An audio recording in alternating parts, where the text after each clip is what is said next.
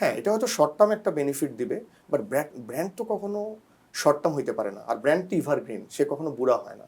So আমি আমার ব্র্যান্ডকে কেন একটা নেগেটিভ জিনিস করব এবং করে জনপ্রিয়তার জন্য আমি হচ্ছে এরকম একটা ক্যাম্পেইন করব।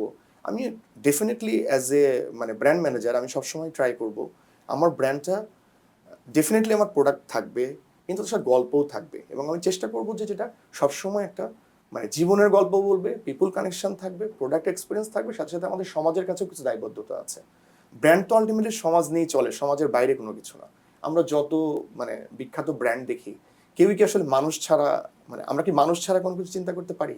সো এটা আসলে আমার কাছে মনে হয় যে ডেফিনেটলি এটা মানবিক, পিপুল কানেকশন এবং প্রোডাক্ট এক্সপিরিয়েন্স, এবং ডেফিনেটলি আমরা কেউই এরকম চায় না যে সস্তার মানে সস্তা জনপ্রিয়তার জন্য আমি কোনো নেগেটিভ বা এরকম কোনো কিছু করি।